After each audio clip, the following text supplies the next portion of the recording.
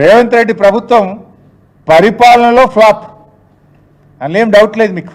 ఇవాళ రాష్ట్రంలో చూస్తే హాస్టళ్లలో ఎలుకలు ఉరుకుతున్నాయి, దవాఖానలలో డెంగ్యూ మలేరియా వైరస్తో మంచాలు దొరుకుతలేవు, పల్లెల్లో పారిశుద్ధ్యం పరికెక్కింది, అంతా గందరగోళం. సంక్షేమ హాస్టళ్లలో పిల్లలు కలుషిత ఆహారం తిని ప్రతిరోజు ఆసుపత్రుల పాలవుతున్నటువంటి పరిస్థితి. అంటే పరిపాలనలో ఫ్లాప్ అనేం డౌట్ లేదు.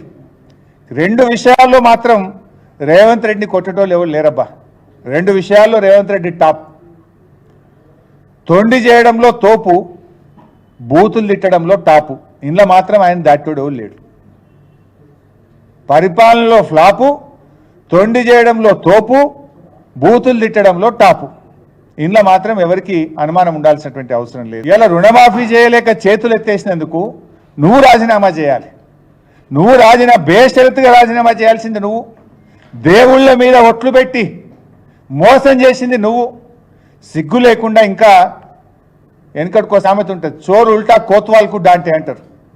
ఇవాళ నువ్వే ఉల్టా ఇంకా మాట్లాడే ప్రయత్నం చేస్తున్నావు నన్ను రాజీనామా చేయమని. రుణమాఫీలో కోత, మాటలేమో రోత. ఇది రేవంత్ రెడ్డి వైఖరి. నీ బూతులతో రైతుల రుణమాఫీ పూర్తవుతుందా? నువ్వు బూతులు తిట్టినంత మాత్రాన రుణమాఫీ పూర్తవుతుందా? ఏమనంటే తొండి చేసుకుంటే మొండిగా మాట్లాడుతున్నావు. రంకెలేస్తే అంకెలు మారిపోవు, అబద్ధాలు నిజమైపోవు. నీ తిట్లతో రైతుల ఖాతాల్లో కోట్ల రూపాయలు పడవు. మమ్మల్ని తిట్లు తిడితే తిడతావు కావచ్చు, కానీ దేవుడి మీద పెట్టిన ఒట్లు ఎట్లా మర్చిపోతావో అని నేను అడుగుతా ఉన్నా. రేవంత్ రెడ్డి గారు ఏమన్నారు? ఎన్ని దేవాలయాల మీద ఒట్లు పెట్టిండు ఒకసారి మీరే చూడండి. ఆయన పెట్టిన ఒట్లు ఇంత అంత కాదు.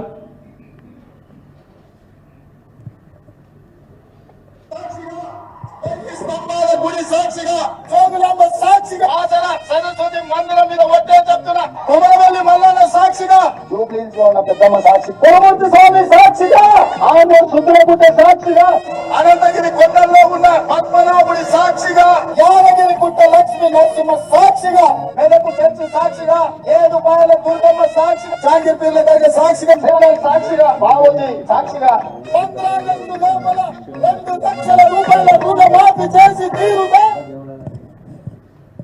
హిందూ దేవుళ్ళు, ముస్లిం దేవుళ్ళు, క్రైస్తవ దేవుళ్ళు, ఈ రాష్ట్రంలో ఉండే అందరూ దేవుళ్ళ మీద ఒట్లు పెట్టిండు. ఇవాళ రేవంత్ రెడ్డి గారు ఎన్ని దేవాలయాల మీద ఒట్లు పెట్టిండో మీరే విన్నారు. యాదాద్రి లక్ష్మీనరసింహస్వామిగా, రామప్ప దేవాలయ శివుడి సాక్షిగా, సమ్మక్క సారాలమ్మ సాక్షిగా, 1000 స్తంభాల గుడి సాక్షిగా, జోగులాంబ సాక్షిగా, బాసర సరస్వతి సాక్షిగా, జూబ్లీ హిల్స్ పెద్దమ్మ సాక్షిగా, కురుమూర్తి సాక్షిగా, సిద్ధులగుట్ట సాక్షిగా, అనంతగిరి కొండల్లో పద్మనాభుడి సాక్షిగా, పాలమూరు ప్రజల సాక్షిగా, జహాంగీర్ పీర్ దర్గా సాక్షిగా, సేవాలాల్ సాక్షిగా, బాపూజీ సాక్షిగా, మెదక్ చర్చి సాక్షిగా, ఏడుపాయల దుర్గమ్మ సాక్షిగా అంటూ గుడి మీద, చర్చి మీద, మసీదుల మీద పెట్టి 15 ఆగస్టు లోపు రుణమాఫీ పూర్తి చేస్తానని ఎన్నికల్లో వాగ్దానం చేసిండ్రు. ఓడదాటదాకా ఓడమల్లప్ప, ఓడదాటినాక బోడమల్లప్ప. పార్లమెంట్ ఎన్నికలు పూర్తయిపోయినాయి. ఇవాళ చేతులు ఎత్తిండు రేవంత్ రెడ్డి గారు. ఇక్కడ బాధ కలిగేది ఏంటంటే, పాలకుడిగా నువ్వు పాపాలు మూడగట్టుకున్నావు. భయం ఏంటంటే రాష్ట్రానికి ఎక్కడ లెట్టగొడుతుందో అని ప్రజలు భయపడుతున్నారు. ఎందుకంటే పాలకులు పాపం చేస్తే మరి రాష్ట్రానికి లెట్టగొడుతుంది కదా. నువ్వు ఈ రాష్ట్రాన్ని పరిపాలిస్తున్నావు. రేవంత్ రెడ్డిగా నువ్వు ప్రమాణాలు చేస్తే మాకు ఇబ్బంది లేదు, కానీ రాష్ట్ర ముఖ్యమంత్రిగా ప్రమాణం చేసినవే, దేవుళ్లను మోసం చేసినావు కదా, రైతులకు తీరని ద్రోహం చేసినావు, దేవుళ్లకు తీవ్రమైన అపచారం చేసినావు. దేవుళ్ళ మీద ఒట్టుపెట్టి మాట తప్పిన పాపం ఊరికే పోదు, అది రాష్ట్రానికి చుట్టుకుంటుందేమో అని దేవుణ్ణి నమ్మే వాళ్ళంతా భయపడతా ఉన్నారు. ఆ భగవంతుని మీద నమ్మేవాళ్ళు, ఆ చర్చిను నమ్మేవాళ్ళు, మసీదులను నమ్మేవాళ్ళను ఇవాళ వాళ్ళందరూ కూడా భయపడతా ఉన్నారు. నువ్వు ప్రాయశ్చిత్తం చేసుకుంటే మంచిదిగా, నువ్వు చేసుకునే రకం కాదు. అందుకే నీ పాపం ప్రజలకు శాపం కావద్దని నేనే ఆ దేవుళ్ళ దగ్గరికి వెళ్తా. ఈ రాష్ట్ర ప్రజలకు కీడు జరగొద్దని ఆ భగవంతుని నేను వేడుకుంటా.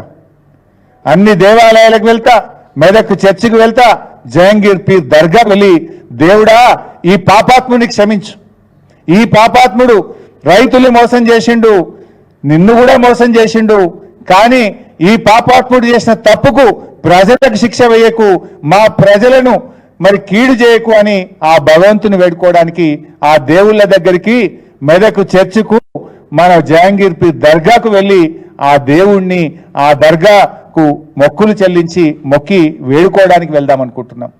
ఎందుకంటే ఈ ముఖ్యమంత్రి చేసిన పాపం అంతా ఇంత కాదు. ఎందుకంటే ఈయన స్వయంగా దైవద్రోహానికి పాల్పడ్డాడు. రైతులకు మోసం చేసుడే కాదు, దైవద్రోహానికి ముఖ్యమంత్రి పాల్పడ్డాడు.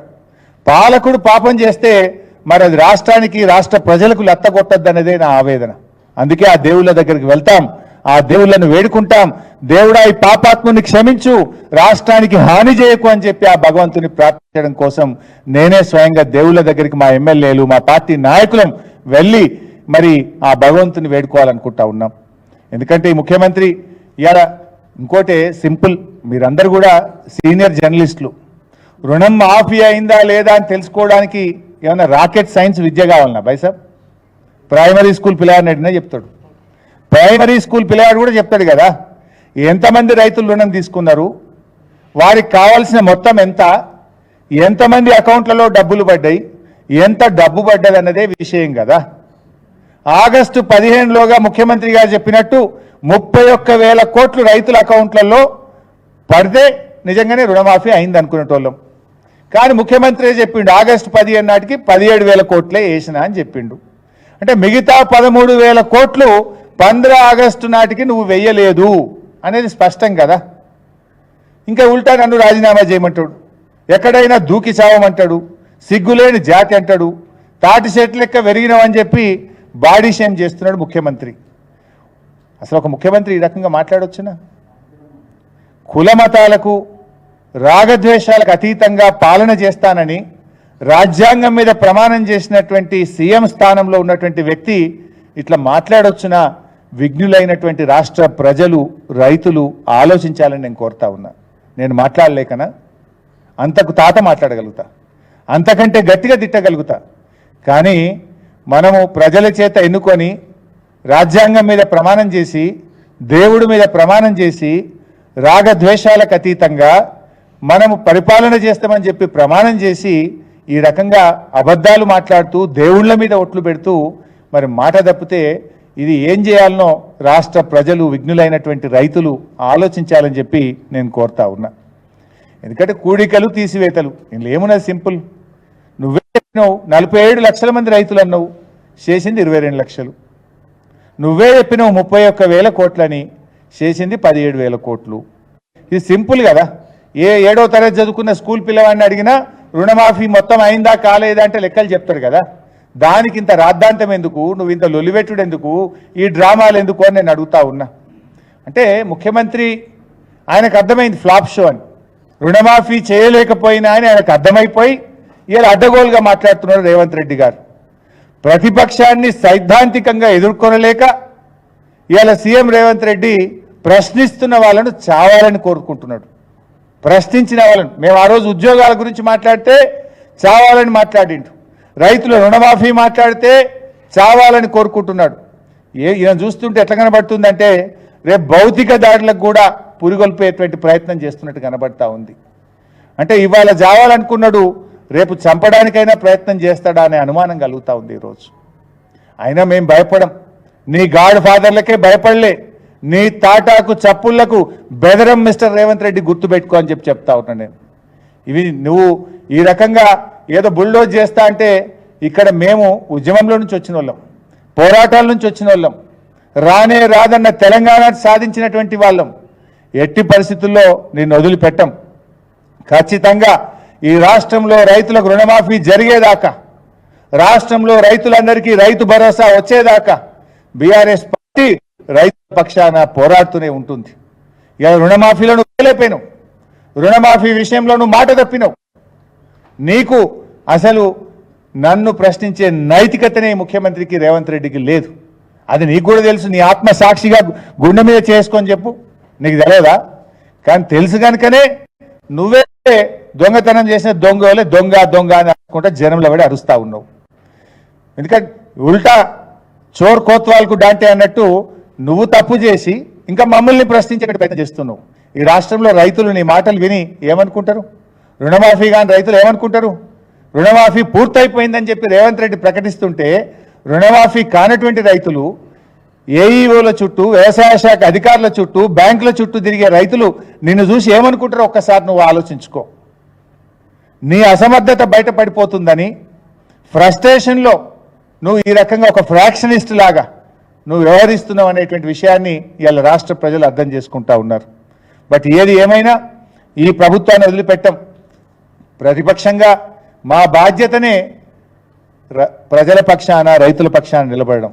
ఎన్నికల్లో నువ్వు ఇచ్చిన 6 గ్యారంటీలు, ఎన్నికల్లో నువ్వు ఇచ్చిన అన్ని హామీలు అమలయ్యేదాకా బీఆర్ఎస్ పార్టీ రైతుల పక్షాన నిరంతరం పోరాడుతూనే ఉంటుంది. నీదంతా కూడా ఉత్త మాటలు తప్ప నీ ఎక్కడ కూడా నిజాయితీ లేదనేటువంటి విషయం ఇవాళ ప్రజలకు అర్థమైంది. మేము త్వరలోనే బీఆర్ఎస్ పార్టీ పక్షాన ఒక కార్యాచరణ కూడా ప్రకటించబోతున్నాం.